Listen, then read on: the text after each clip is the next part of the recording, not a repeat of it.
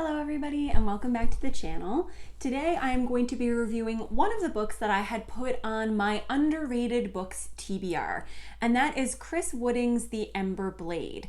This is a book, when I had compiled that list, this is the book that kind of shot to the top of the ones that I had hoped to get to soon, because it is underrated. So, not a lot of buzz about it on BookTube, not a lot of ratings on Goodreads, but it also had a plot and a setup that seemed like it would fit my particular tastes. Along with that, on the blurb on the front, it had been compared or described as Lord of the Rings for the modern generation, which was something that I was very obviously interested in. And it was a book that I thought would be a lot of fun to read. So once I put that list together, The Ember Blade is the first book that I selected, and I am happy to say that I just finished it last night and I really, really enjoyed it. So if you're only going to sit through 30 seconds of this video, I want the takeaway to be that I definitely think that this is an underrated gem of a book and that you should definitely go pick it up and read it, because I think that it is fantastic. The Ember Blade is the first in what is going to be a series by Chris Wooding, but as of right now, I think The Ember Blade was published in 2018, but as of now, there is no follow-up or no sequel in the series. And I believe that Chris Wooding has announced and said that his writing of this series is on pause while he pursues other creative projects. Now, I don't want anybody to think that this is a reason to not get started, to not pick up this book, because I think that it functions very well as a standalone. I think for a lot of fantasy authors, or a lot of authors who would like to be able to continue their books into series, this is, in terms of marketing or selling your book, what you would like to do is to create a first book that has a self-contained story, but with lots of room to explore other avenues, to follow the characters for longer periods of time. And I really think that that's what The Ember Blade does. It functions as a complete story, so if you want to pick it up, then I think that you should definitely do so. Don't feel like you're going to be left hanging by one of those unfinished series with all of these plot threads or mysteries that are going to be unfollowed or unfulfilled, because this is a very satisfying story in and of itself. Just to give you a little bit of the setup, and I'll try to stick to what's on the back of the book, so what I describe won't be anything more than the back of that book blurb would give you. But the setup here is that you follow, in the initial or kind of first, I would say, quarter of the book probably, you follow the characters of Aaron and Cade, who are two young boys. They're about 16 years old, and they are citizens of Croydon-occupied Ossia. So they are Ossians, and their country, 30 years before the beginning of this book, so about 15 years before they were born, had been invaded and conquered by the Croydons. And the Croydons are this scientifically advanced society who felt like they were coming in and saving or bringing culture to this kind of backwater country. They had viewed the Ossians and still view the Ossians as lesser, and they feel like they are bringing in their superior religion, their superior customs, their superior language, and disseminating that for the benefit of the Ossians. And so as the story opens, we follow Aaron, who is one of the Ossians of noble birth. So he has benefited from this invasion more than the poorer members of the country, of which Cade is one. So Cade, his best friend, and who is kind of painted as his sidekick or his kind of funny stand-along friend in the first part of the novel, is definitely from this lower class. His parents seem more outwardly angry about the occupation. They cling to their own customs and traditions, cooking their own food, still speaking in their own language, whereas Aaron has gotten the best of everything that the Croydon occupation has had to offer. His father has assimilated within Croydon society very well. It is implied that he has benefited from these conquerors basically coming in and taking over the country. He has been able to maintain his wealth, his home, his standing in society. And this, of course, means molding his life into becoming as Croydon as possible. So Aaron is the son of a nobleman. He speaks the Croatan language. He prays to their god. He takes part in their cultural customs, and he thinks that their society is in every way superior to Ossian society, or the way that Ossia used to be. He looks down on his own countrymen as being poorly organized, unable to fend for themselves, less intelligent, less cultured than the Croatans. So it makes for a very interesting dynamic in Aaron and Cade's friendship, where you can see that Aaron has all of these benefits of privilege and a lot of the arrogance that comes along with that. And then you have Cade, who is painted kind of as this country bumpkin who still follows these old traditions, who believes in the old folk tales and the old heroes of their time. And this is a really important aspect of their friendship, because the friendship between Aaron and Cade is the backbone of this story. The way that it changes, that it morphs over time, is one of the most interesting parts of this book. And you can see a reflection of the themes and the way that the book plays out in the interactions between Aaron and Cade, and the way that they relate to one another, and the way that their feelings about one another change as the book goes on. This was a really powerful friendship, and is definitely one of the best platonic relationships that I have read in modern fantasy. The inciting incident for the plot of this book is that Aaron's father comes back from a business trip looking hollowed out and afraid, and the next day he is charged with treason and is executed by the crown. And Aaron and Cade, who are both very lost, confused, have no idea what is happening, are taken and thrown into a prison work camp. So they're thrown into this camp where they are expected to work themselves until they die. And this obviously puts a big strain on their relationship. And this is when we start to see some fractures between this really strong childhood or boyhood bond that they have forged. Their lives change dramatically overnight. And the way that they both view this punishment, the way that they think about their future, the way that they think about who is responsible for what has happened, really reflects their individual personalities and really has a big impact on their relationship. After spending some time in this prison, they are rescued by a man whose name is a secret, whose purpose is very mysterious, and who seems to have a burning hatred for Aaron with no real reason or explanation as for why. And that is where the story really starts to take off. So you have Aaron and Cade, who have had what has been a very strong friendship that has been definitely fractured by this imprisonment and this mistreatment at the hands of the Croatan Empire. And then you have this gruff man who is definitely set staunchly against the empire, would like to fight for Ossians and wants to rise up for Ossia and steal their relic of great cultural importance called the Ember Blade. And so you find Aaron and Cade on the outside of this group of essentially bandits who want to rise up and fight for the country. And you start to see their shifts in morality, their shifts in what is important to them and what they believe in. And so essentially what this book becomes is an exploration of what it means to have national pride, what it means to be free versus subjugated. Can you have believed yourself to have been free all your life? And what happens when suddenly that curtain gets pulled away and you're introduced to an entirely new way or an entirely new perspective of looking at the world? So it was fascinating in so many ways. And obviously the characters of Aaron and Cade are fantastic.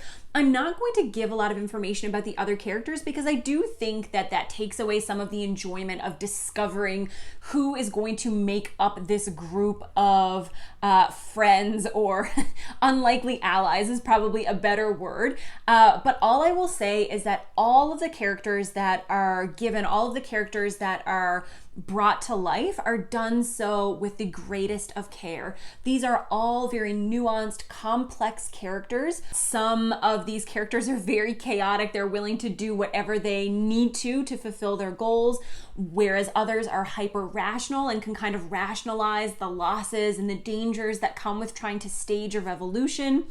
And some of them are hilarious. There is a particular character who I thought from the beginning of the story I was going to despise. And they became one of my favorite characters to follow and made me laugh out loud multiple times. I really enjoyed following all of these characters, and they all made decisions that I felt really proud of. They all made decisions that made me want to kind of reach my hand into the book and just shake them and ask them what are they thinking. So it was, like I said, a very nuanced portrayal of a group of people who have been living in an occupied country and are trying to figure out the best way to freedom or the best way to help the people around them. It talks about, so the book talks a lot about what it means to be colonized, what it means to have your rights stripped away, to have your cultural identity stripped away. And we see this at various levels. So we see this with the Ossians, who have been made to assimilate into Croton culture, but then we also see other groups of people, the Sards, for example, who are a kind of a quasi-magical group of people. They are travelers. They have no fixed birthplace, no fixed homeland, but many of them do live in Ossia, and they tend to travel in bands and have very close-knit family communities. And we see how this group of people are even treated as lesser to a degree that far outweighs the Ossians. And so it gives us a look at what the various levels of this kind of cultural genocide looks like. And it gives you a really good look at the different ways in which an invading force can turn countrymen against one another. To set a revolution, you obviously need to have a group of people who are being belittled and subjugated by a ruler. But what the Crotons have come in and done, and what people tend to do in these situations, is that they build a divide within the people themselves. So just as we see this divide at the beginning of the novel between Aaron, who is of the ruling caste, who is privileged, who is allowed to kind of stand on the fringes of Croton society and try his best to break into that and feels as if that is a goal that is attainable. Then we have the lower caste who are, without basic necessities of life, many of whom are without food or without proper medicine. And they create a tension between these two levels of Ossian society, where the poor are set against the rich, where Ossians are forced to turn against one another, where there are rewards and benefits to turning in your neighbor. So they create division and strife throughout the Ossians themselves so that they don't have time to think about fighting back against the Crotons, which is obviously a very effective maneuver when you are coming in and stripping all of these rights from an entire group of people. So Wooding does a really good job of exploring that and integrating that into the world building in a way that feels organic and realistic. There are no simple decisions here. There are no simple questions of good and evil. Even the villains in the story, you begin to have some empathy for. He paints them as fully realized people with hopes and dreams and torments and people that they care about. And there are very few just kind of sociopathic monsters who are just out to cause other people pain. The magic of the world is very soft, which tends to be my preference. There is kind of nature/druid type magic that uses herbal remedies and potions to create a link to what's known as the shadow world. So these druids or druidesses can link themselves to the underworld and draw upon the powers that they find there.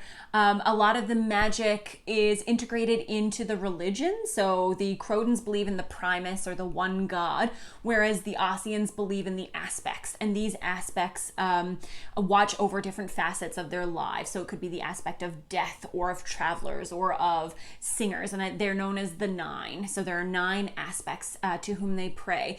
And the druids or the druidesses of this country can try to connect with these aspects and draw power or draw wisdom from them. So I thought it was a really cool magic system.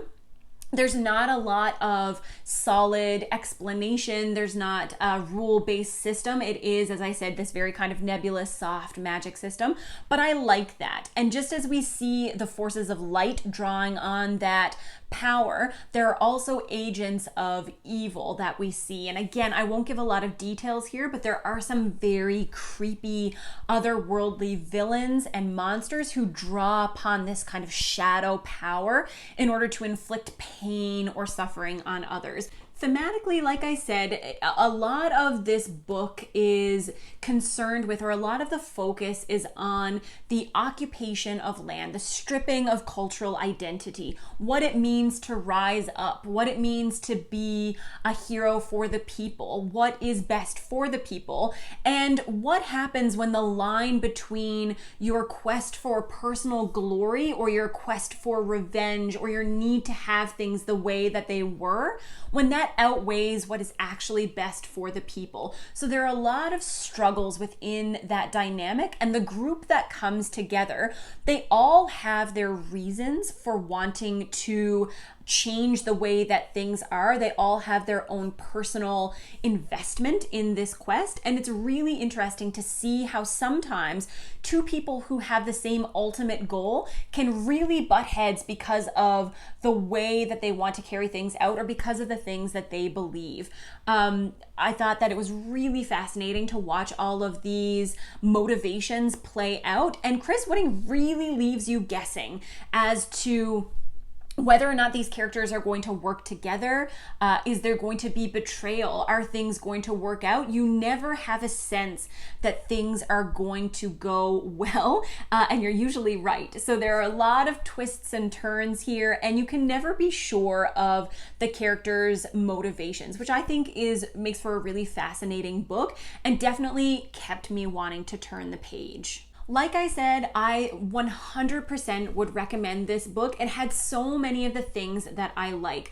I loved the character relationships. Aaron and Cade, as I said, are teenage characters, but moving into manhood, and I think that that fits very well within the themes of the novel. I think that their age, rather than detracting from the seriousness of the novel or making it feel juvenile, I think that it really lent to this idea of trying to take back what was conquered and provided a really fascinating lens through which to examine the occupation, because you do get characters who were alive when the Crotons came in and took over, and then you have Aaron and Cade who have known nothing their whole lives but the Croton occupation. I think that the prose was lovely. There were some passages where I kind of stopped and thought, oh wow, that's really beautiful, or that's really well done, but mostly it's just very purposeful. It helps push you through the narrative. The descriptions are excellent. It helps lend to the world building, but nothing overly flowery or anything like that.